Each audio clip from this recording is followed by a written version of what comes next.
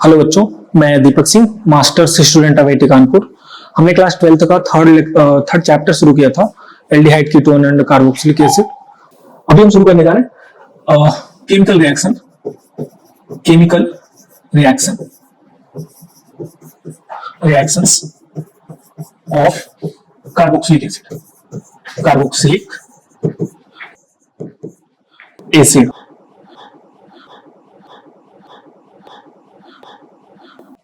दो रिएक्शन हमने पढ़ लिया था, एनहाइड्राइड फॉर्मेशन एंड एस्टरिफिकेशन। क्या था एनहाइड्राइड फॉर्मेशन?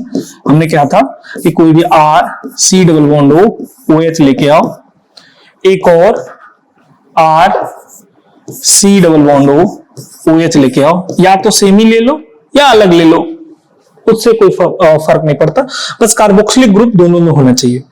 क्या होगा ये? सिंपली यहां से आप वाटर मॉलिक्यूल को बाहर निकालो, एक जगह से OH, दूसरी जगह से H, तो ये हो जाएगा -H2O, और ये क्या बन जाएगा? R C double bond O, फिर यहां से O से ये डायरेक्ट कार्बन जुड़ जाएगा, C डबल बॉन्ड O, और ये R डैश R के भी इक्वल हो सकता है अगर दोनों हमने कार्बोक्सिलिक एसिड सेम ले रखा है। ये आपका एनहाइड्राइड है। क्या है? एनहाइड्राइड। तो याद रखना है एनहाइड्राइड, हाँ सही लिखा हूं। तो जब भी दो कार्बोक्सिलिक एसिड आपस में रिएक्ट करते हैं तो एनहाइड्राइड फॉर्म करते हैं। एक और है जो कल हमने पढ़ा रखा था, वो था एस्टरिफिकेशन। ये रिएक्शन मैंने आपको अल्कोहल वाले चैप्टर में भी पढ़ा रखा है। क्या करते हैं? सिंपली एक कार्बोक्सिलिक एसिड लेते हैं और दूसरा अल्कोहल लेते हैं, ROH। मैकेनिज्म मैं आज डिस्कस नहीं करूंगा, ये एसिडिक मीडियम में कराया जाता है। ये सिंपली आएगा, इस पे अटैक करेगा, H+ ये लेके OH2 पॉजिटिव बनाया रहता है। कैसे बन रहा है ये सब मैंने पिछले वाले क्लास में डिस्कस कर लिया है। सिंपली ये जो लोन पेयर है H+ पे अटैक करेगा तो ये वाला H इसके साथ जुड़ जाएगा, ये कुछ ऐसे हो जाएगा, ऐसे, यहाँ पे H, यहाँ पे H, और ये पॉजिटिव, ये टूटेगा, ऊपर जाएगा, नीचे दोबारा आएगा पाई बॉन्ड टूट के, और ये बाहर निकल जाएगा। तो क्या होगा? R C double bond O, और फिर यहां से ये वाले ऑक्सीजन से R, और ये एक H लगा हुआ है, अपना लोन पेयर दिया तो ऑक्सीजन पे पॉजिटिव चार्ज। बस डायरेक्ट भी दिखा सकते थे, तो मैं एक स्टेप एक्स्ट्रा दिखा रहा हूं। ये जो हाइड्रोजन है अपनी शहादत देगा, H+ के रूप में बाहर जाएगा, जो H+ आया था फिर से वापस चला गया, और ये बन जाएगा R C double bond O, और इधर R।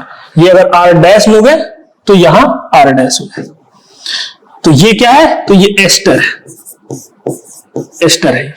तो ये एस्टरिफिकेशन रिएक्शन, ये दो रिएक्शन हमने पिछले वाले क्लास में डिस्कस कर लिया है। हमारा क्या बचा हुआ है? तो हमारा बचा हुआ है कि acyl halide banana, formation of acyl halide. कैसे बनेगा? देखो, मान लो कोई कार्बोक्सिलिक एसिड लो, RC डबल बॉन्ड OH, और इसका आप रिएक्शन कराओ। किससे किससे करा सकते हो? पहला SOCl2 थायोनिल क्लोराइड, इससे करा दो, या दूसरा PCl3, इससे करा दो, या तीसरा PCl5, किसी से भी करा दो। इस हाइड्रोजन की जगह पे Cl हटा के अगर ब्रोमीन यूज कर लो, आयोडीन यूज कर लो, तब भी काम हो जाएगा। क्या बनेगा यहाँ पे? सिंपली OH को हटाना है और R क्या बनाना है यहाँ पे? R C double bond O, और यहां बनेगा Cl। ये बनता है। तो याद रखना है, जब भी ये एसिड होता है कार्बोक्सिलिक एसिड, इससे अगर हमें एसिड हैलाइड, ये क्या है? एसिड, ये है आपका एसिड, और ये है आपका एसिड हैलाइड, या असाइल हैलाइड बोलते हैं इसको, असाइल हैलाइड। तो जब भी अगर असाइल हैलाइड बनाना हो, ऐसा क्यों करते हैं, ये रिएक्शन में यूज होता है बहुत बार, वो इसलिए कि कभी भी इस कार्बन सेंटर पे अगर मान लो न्यूक्लियोफाइल का अटैक कराना है, इस सेंटर पे न्यूक्लियोफाइल Nu- का अटैक कराना है, क्यों, क्योंकि ये इलेक्ट्रॉन को खींच के रखा है तो पार्शियल पॉजिटिव आएगा, पर ये अपना लोन पेयर यहां पे ऐसे देके इसको थोड़ा सा कम पार्शियल पॉजिटिव बना देता है। तो हम ऐसा करते हैं ना कि इस OH को हटा के क्लोरीन लगा देते हैं, तो ये देने वाला काम ही खत्म हो जाए, और वो -I से खींचने भी लगेगा। -I से ये भी खींच रहा था, पर दिक्कत उसकी इसके साथ यही था कि लोन पेयर देके रेजोनेंस में थोड़ा सा यहाँ पार्शियल पॉजिटिव चार्ज को कम कर रहा था, वो खत्म हो जाएगा वहां पे। तो जब भी हमें इस कार्बन सेंटर पे अगर न्यूक्लियोफिलिक अटैक कराना होता है तो इससे वो ज्यादा रिएक्टिव है, तो हम ये वाला रिएक्शन करा के पहले वो बना लेते हैं, फिर से वैसे रिएक्शन जाता है। तो ये याद रखना है कि ये रिएक्शन कहां पे यूज होगा। ये था असाइल हैलाइड फॉर्मेशन।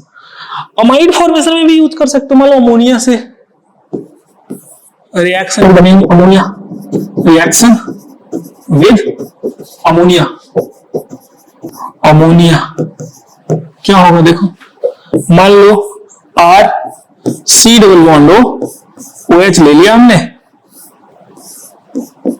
और इसका हमने रिएक्शन कराया अमोनिया के साथ। क्या करेंगे, एसिडिक मीडियम में हम कराते हैं। एसिडिक मीडियम क्यों लेते हैं, उसका सिंपल रीजन होता है कि इसको OH2 पॉजिटिव बनाने के लिए या इसको एक्टिवेट करने के लिए। तो ये याद रखना है। क्या करेगा, ये जो आपका लोन पेयर है ये आएगा, इस पे अटैक करेगा, इसको बाहर निकाल देगा, तो ये बन जाएगा आपका RC डबल बॉन्ड NH3 यहां पे पॉजिटिव, इसको ऐसे लिख लेते हैं NH2 और एक हाइड्रोजन को बाहर, ताकि अगले स्टेप में ये जो नाइट्रोजन एंड हाइड्रोजन के बीच का सिग्मा बॉन्ड है ये अपना लोन पेयर पॉजिटिव चार्ज, तुम्हें पता होना चाहिए कि जो न्यूट्रल फॉर्म होता है वो सबसे ज्यादा स्टेबल होता है किसी भी मॉलिक्यूल का, जब चार्ज आता है तो वो कम स्टेबल होने लगता है, तो इसलिए ये अपना पॉजिटिव चार्ज को नलिफाई करेगा। कैसे करेगा, तो ये जो पॉजिटिव चार्ज है ये इस बॉन्ड के दोनों इलेक्ट्रॉन इस पे चले जाएंगे, तो ये खत्म, जो पॉजिटिव चार्ज है देखो ये पॉजिटिव है, ये आएगा तो निगेटिव, पॉजिटिव निगेटिव खत्म हो जाएगा और ये H+ के रूप में बाहर चला जाएगा। तो ऐसे होता है, तो हो जाएगा RC डबल बॉन्ड और ये हो जाएगा NH2 और ये है अमाइड। क्या है ये, amide.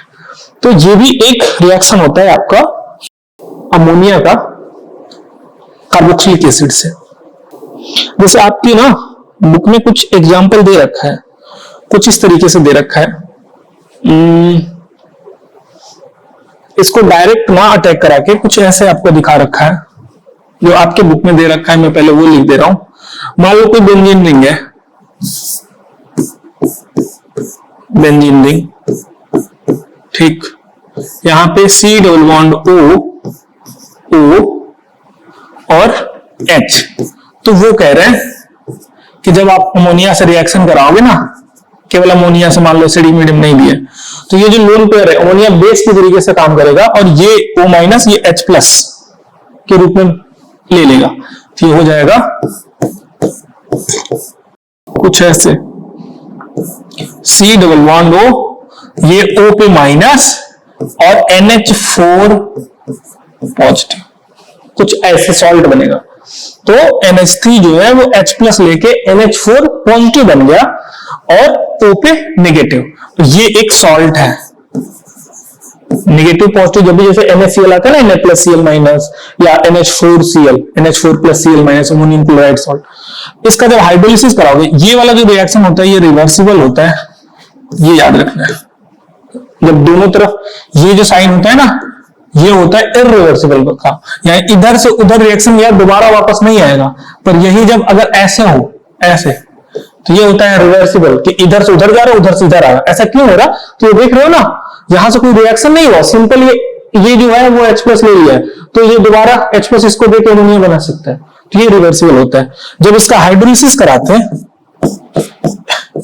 H3O positive acidic medium में, तो ये फिर वही बनाता है जो पिछले में बनाया था, सिंपल, यहां से जो H2O है वो बाहर चला जाएगा और CONH2 बन जाएगा। तो जो पीछे हुआ था वही रिएक्शन होगा, बस दिखाने का एक अलग तरीका है कि यहां पे पहले सॉल्व बना के तब फिर दिखा रहे। इसका नाम भी आप लिख लेना, इसका नाम होता है बेंजामाइड, बेंजामाइड, और इसके साथ हीट भी करते हैं। ठीक,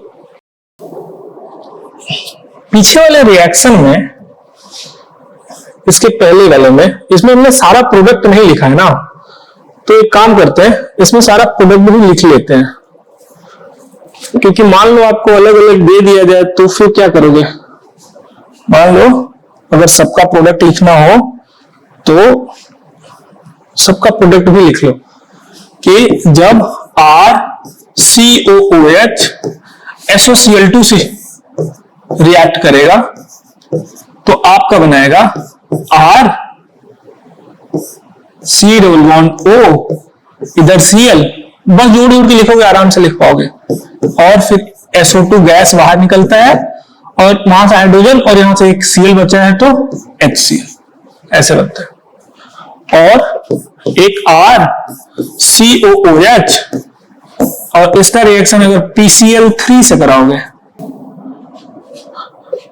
यहां पे थोड़ा सा उसमें अलग करना पड़ेगा, 3 मॉलिक्यूल इसका हमें लेंगे, फिर आपका बनेगा ये RC⋅O चूंकि 3 मॉलिक्यूल लिए था ना आपने कार्बोक्सिलिक एसिड का, तो ये 3 मॉलिक्यूल से 3 मॉलिक्यूल हैलाइड बनेगा, और इसके साथ बनेगा H3PO3, हाँ H3PO3। ये इसलिए मैं लिखा दे रहा हूं क्योंकि कभी कभी आपको ये जो बाई प्रोडक्ट बन रहा है, SO2 गैस बन रहा है, ये पूछ लेता है, तो इसलिए वो साथ में लिख के आपको याद रखना जरूरी है।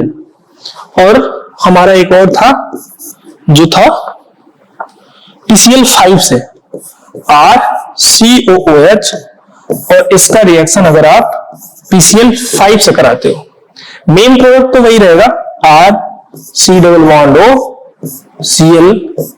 और उसके साथ आपका बनेगा POCl3 plus HCl, POCl3 plus HCl। याद रखना ये सब जो बाई प्रोडक्ट बन रहे हैं उसका बहुत यूज नहीं है। कभी कभी ऐसा होता है कि आपका जो कॉम्पिटिटिव एग्जाम में क्वेश्चन पूछे जाते हैं उसमें पूछ लेता है, या अगर आप बोर्ड का तैयारी कर रहे हो तो बोर्ड में अगर आपको ऐसा रिएक्शन दे दिया कि इसका PCl3 से कराओ, फिर आपको सारा प्रोडक्ट लिखना पड़ेगा, फिर आप केवल RCOCl लिख के आपको पूरा नंबर नहीं मिलेगा, मास्टर नंबर काट लेगा। इसलिए अगर आप बोर्ड के लिए लिख रहे हो तो वहां पे आपको ध्यान रखना है कि ये सारा पूरा मतलब रिएक्शन बैलेंस करके लिखना होता है जब भी आप बोर्ड के लिए लिख रहे हो तो। इसके बाद एक और रिएक्शन लिख सकते हो आप, हाँ, रिडक्शन ऑफ कार्बोक्सिलिक एसिड, ठीक है। किससे किससे होगा तो याद रखना है, RC⋅OH, इसका यदि आप यूज करते हो, 2 रिएजेंट मैं आपको लिखा रहा हूं, यहां पे क्वेश्चन बनाए जाते हैं पर ठीक है, एक लिखो आप पहले LiAlH4, LiAlH4, अगर इसका यूज करोगे तो ये बनेगा RCH2OH, ये हो जाएगा कार्बोक्सिलिक एसिड से अल्कोहल, क्या हो जाएगा, अल्कोहल।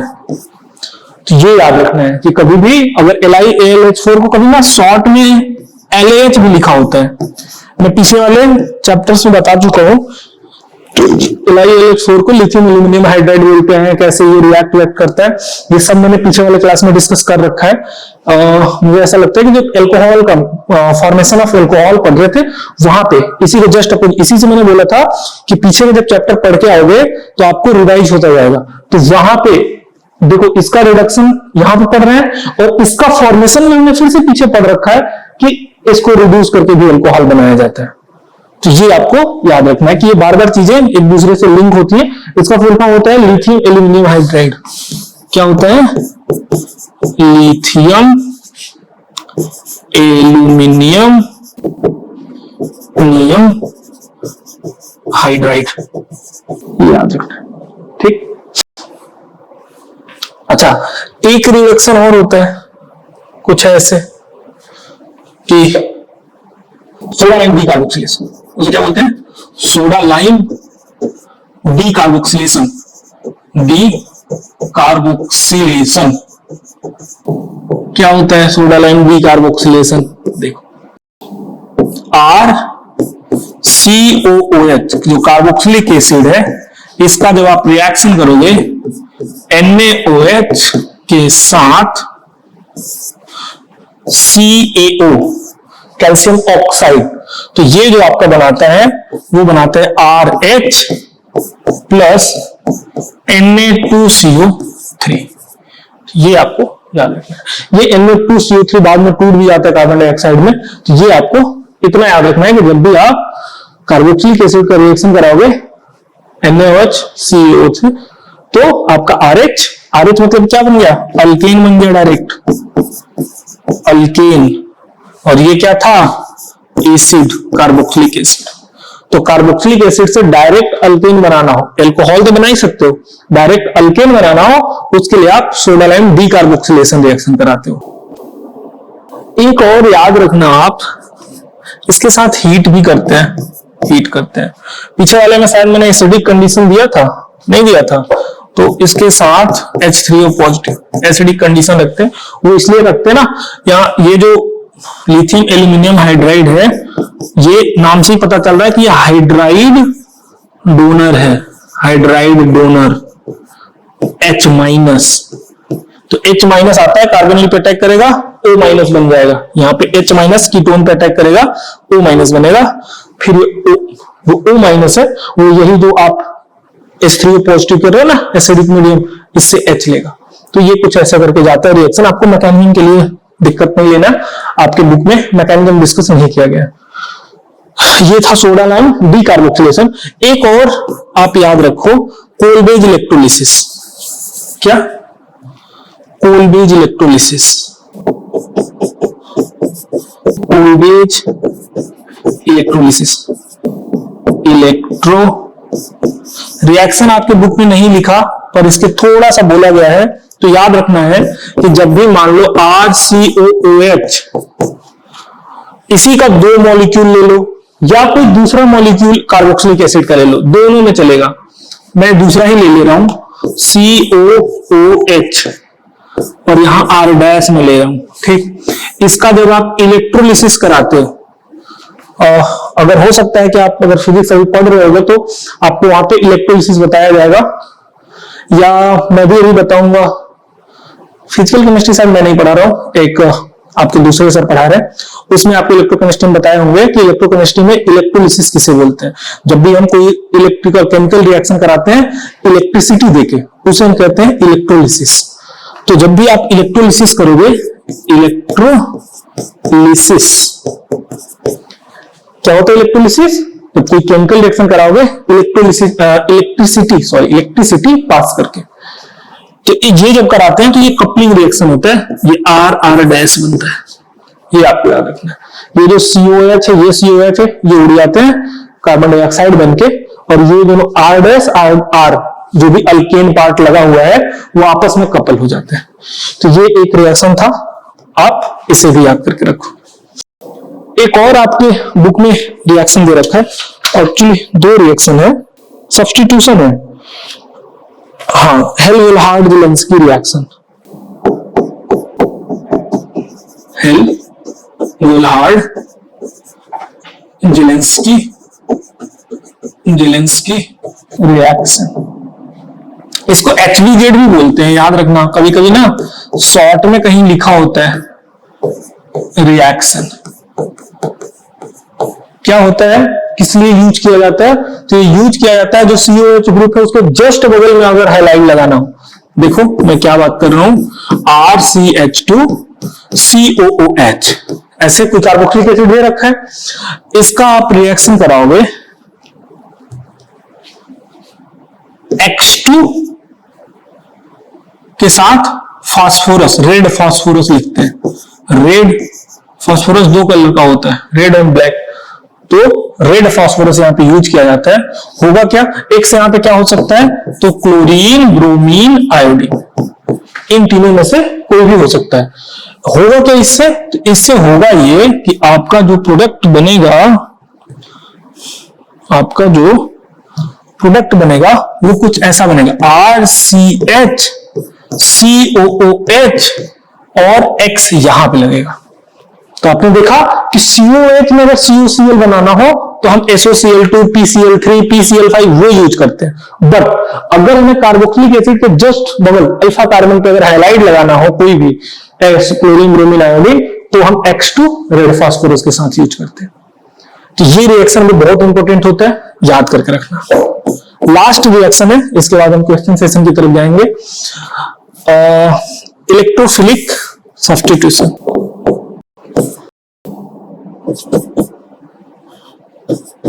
इलेक्ट्रोफिलिक सब्स्टिट्यूशन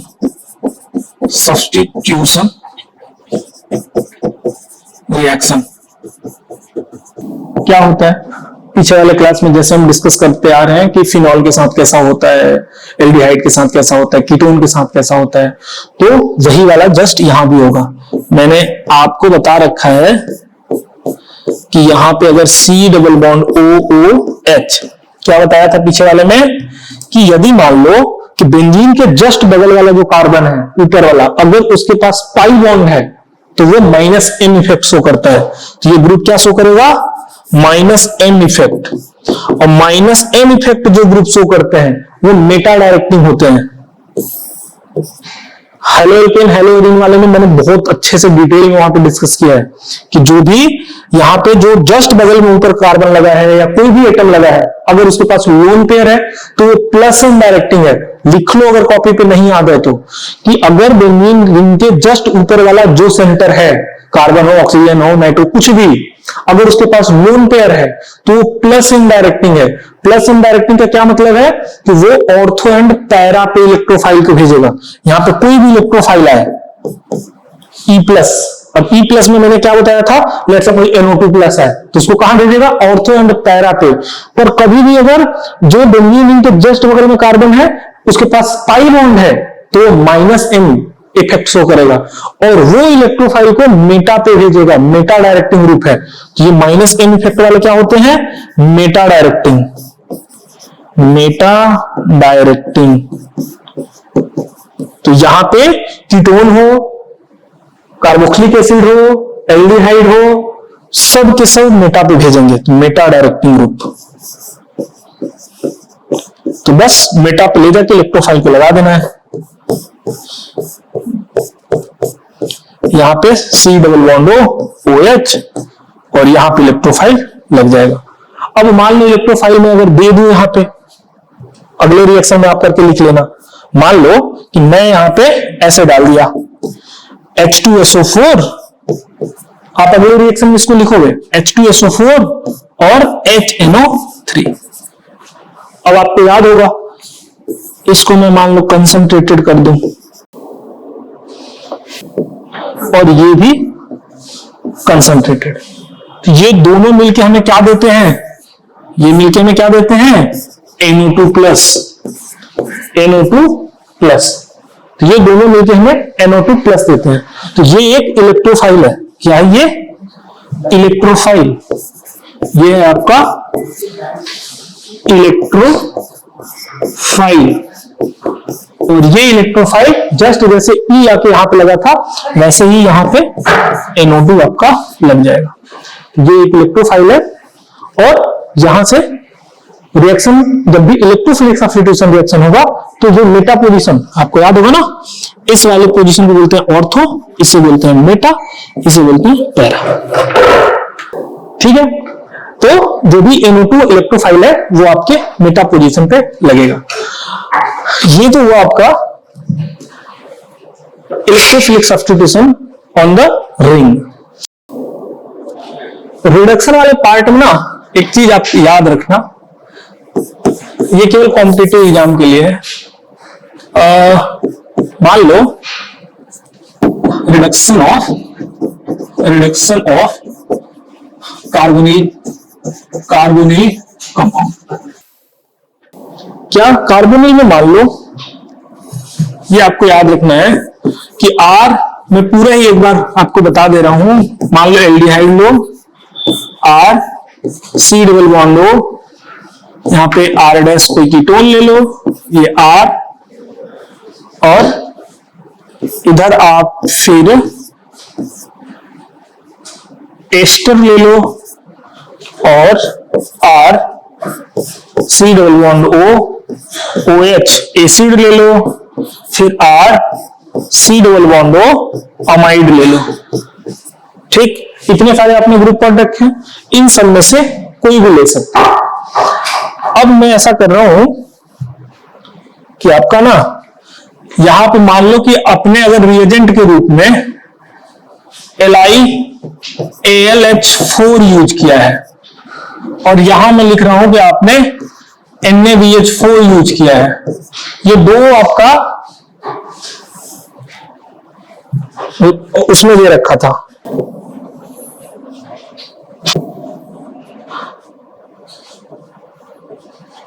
ठीक है, अब देखो ये याद रखना है,